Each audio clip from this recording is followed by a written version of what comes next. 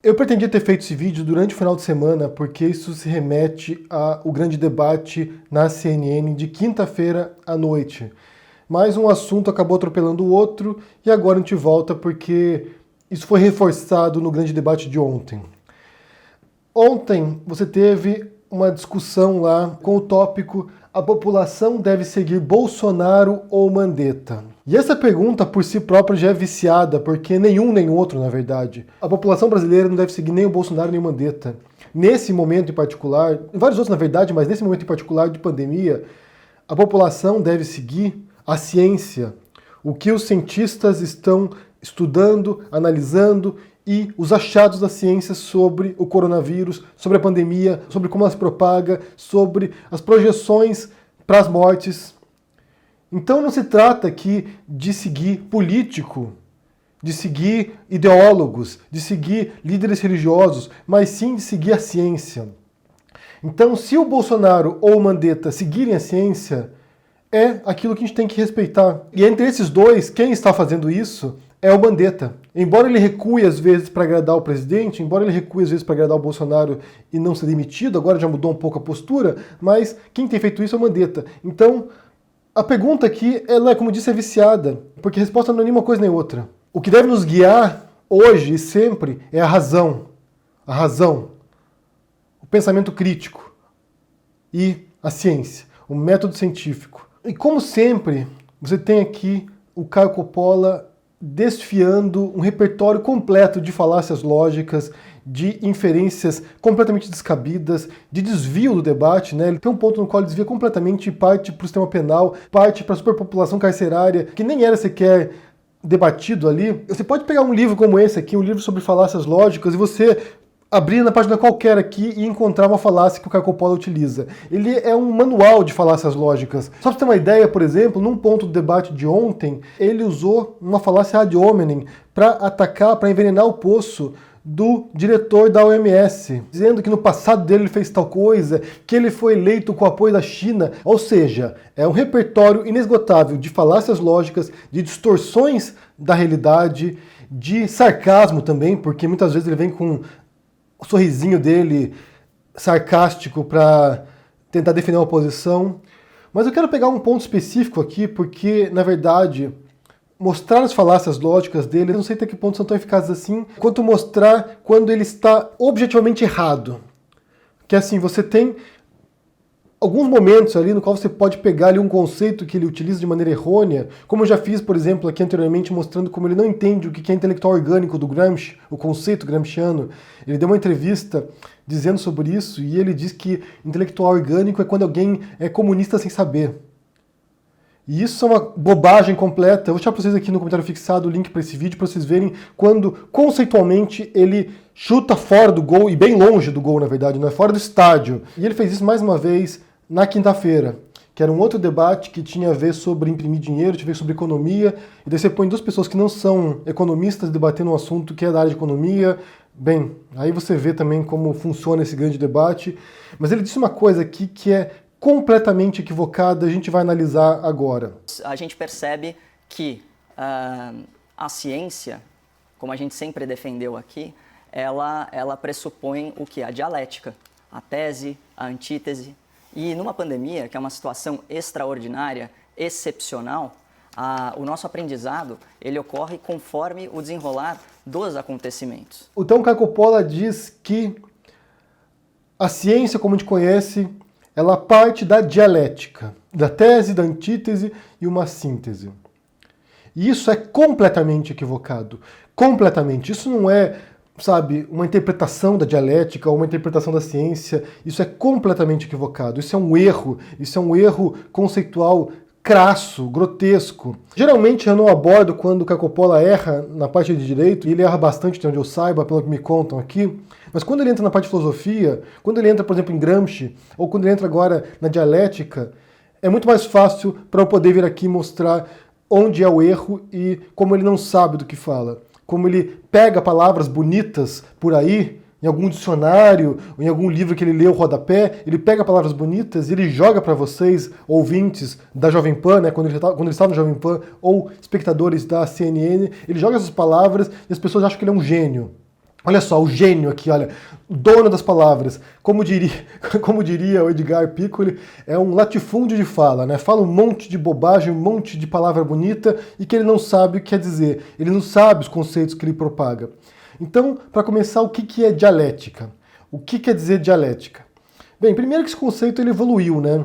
Ele tem uma história, uma trajetória longa na filosofia, foi usada pelos gregos, por Platão, por exemplo, num sentido bastante corriqueiro, na verdade, que seria um diálogo, um debate, como o que acontece no grande debate, por exemplo, duas pessoas ou mais com posições distintas, e delas vão lá, uma defende uma posição, a outra defende uma posição, e no final desse debate elas descobrem que uma está certa, a outra está errada, ou vice-versa, ou que as duas estão erradas, ou que na verdade a resposta está entre a fusão, né? Está no meio do caminho, está entre pontos de um e pontos do outro. Então, na filosofia antiga, dialética quer dizer isso, basicamente é isso. Posições diferentes e depois uma conclusão. No grande debate da CNN, a conclusão é jogada para você, espectador. Você aí julga quem tem razão. Na verdade, esse julgamento não parte, geralmente, das argumentações racionais das pessoas, mas parte do seu sentimento, né? Você que é fã do Caio Coppola, você acha que ele tem razão, e você que é fã do Augusto, você acha que ele tem razão. Então, é muito mais emocional do que de fato racional, nesse tipo de debate como ele acontece. Mas, antigamente era assim. Depois, com a progressão do termo, e aqui eu vou me referir a um artigo escrito pelo Karl Popper, que se chama What is Dialectic? O que é dialética? Vou deixar para vocês o artigo aqui para vocês lerem. Deve ter em português esse artigo, mas deixar em inglês porque foi o texto que eu consultei, no qual o Karl Popper explica o que é dialética e como ela é entendida principalmente em Hegel e rapidamente em Marx. Quando a gente fala de ciência, é obrigatório passar por Karl Popper, porque o método científico hoje, a noção de ciência que a gente tem hoje, deriva grandemente das reflexões do Popper sobre a ciência. Então é impossível falar de ciência moderna, hoje contemporânea, sem mencionar o procedimento proposto pelo Popper, que é do falseamento. Mas a gente vai entrar nisso posteriormente. Primeiro, eu vou ver o que o Popper fala sobre dialética, porque aqui ele quer distinguir a ciência da dialética. O trabalho dele, esse artigo, é justamente isso, mostrar que a ciência não é dialética. A dialética é uma coisa, a ciência, o método científico é outra coisa. Então, o Popper mostra ali a visão hegeliana da dialética, que é a visão que o Caio Coppola diz ali, né? Tese, antítese e síntese. O que isso quer dizer? Segundo o Hegel, o mundo das ideias, principalmente, mas que se reflete posteriormente no mundo real, que é uma extensão do mundo das ideias, o mundo se move através da dialética. É um processo dialético. Você tem uma tese, digamos na história da filosofia, você tem um conjunto de ideias, ou uma ideia, em resposta a isso surge a antítese, que aponta as contradições dessa tese. Então você tem uma posição contrária, e a partir dessa posição surge aquilo que ele chama de síntese, que é o fortalecimento dessas duas posições, da tese e da antítese, o fortalecimento dela ao selecionar aquilo que é mais vigoroso, aquilo que é mais correto nessas duas ideias.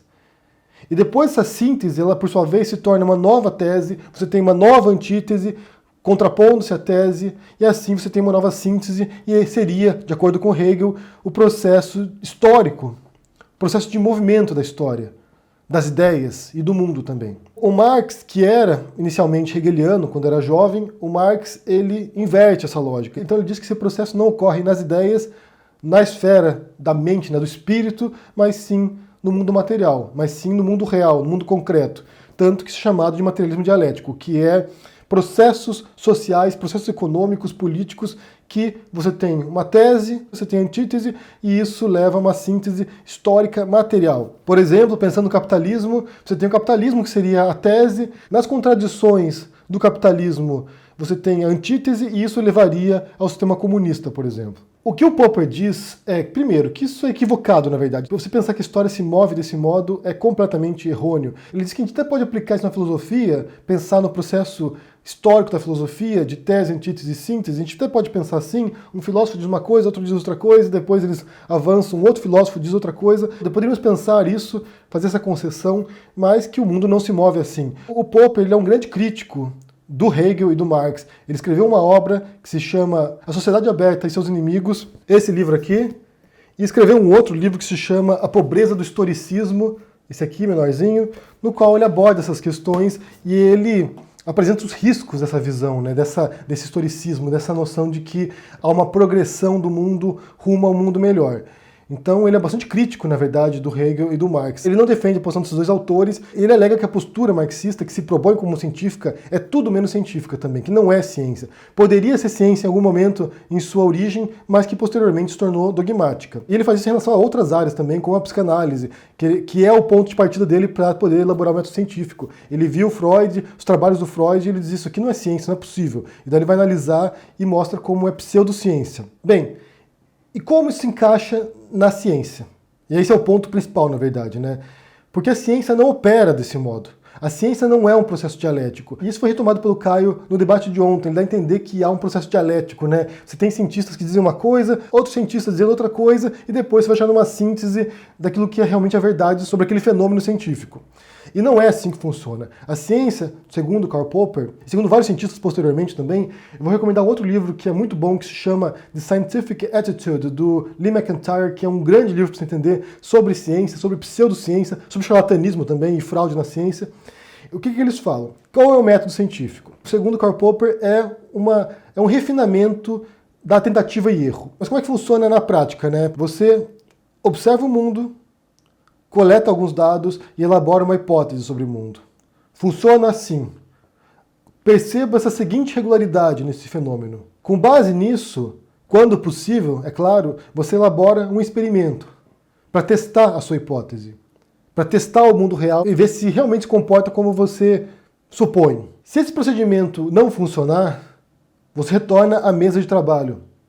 Você vai descobrir o que deu errado. Por que não tem regularidade? Por que aquilo ali que você observou na natureza no laboratório não dá certo? E se por acaso você estava errado na sua hipótese, você abandona a hipótese.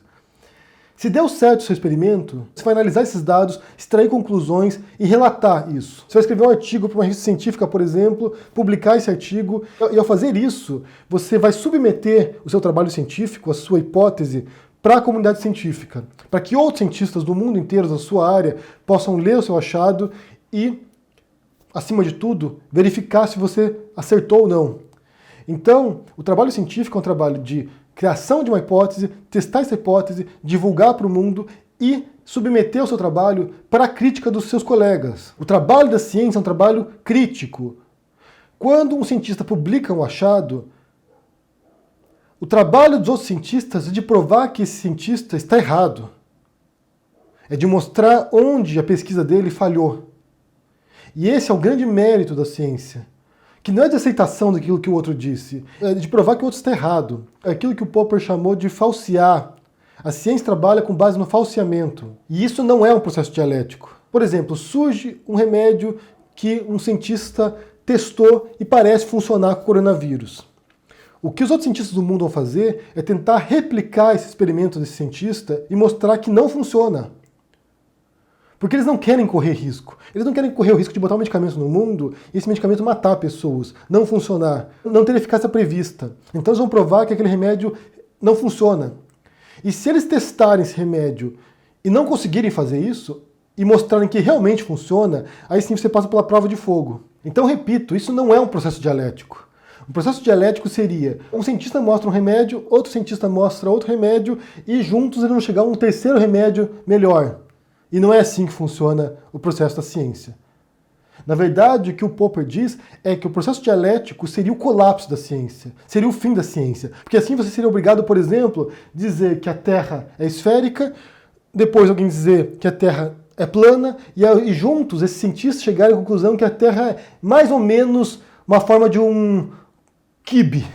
Eu recomendo que vocês leiam esse artigo do Popper, What is Dialectic?, que vocês procurem aí também o livro do Carl Sagan, que se chama O Mundo Assombrado pelos Demônios. Porque ali você vai ter um grande comunicador da ciência, que é o Sagan, explicando para vocês como funciona a ciência e como a ciência combate ou enfrenta a pseudociência, charlatanismo. E vocês vão entender realmente a importância do pensamento científico no mundo de hoje.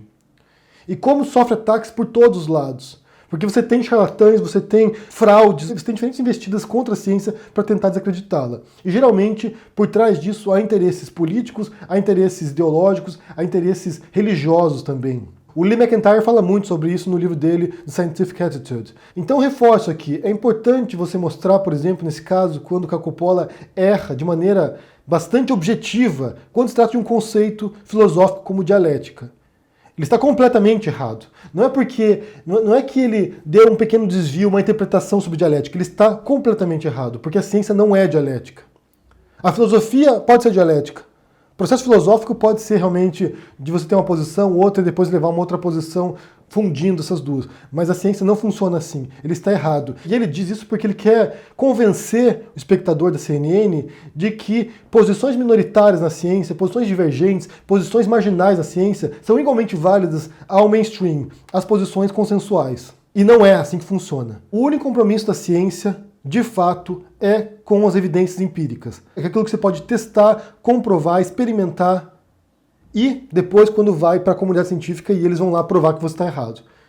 Se você passar essa prova de fogo, aí sim se torna uma hipótese consolidada. E ao meu ver, o grande problema desses debates que se dão aí, quando você põe, por exemplo, Caio Coppola debatendo com alguém que é um expert de sua área, o que acontece é justamente isso. É você dar a impressão que existe um processo dialético quando você tem fatos e evidências.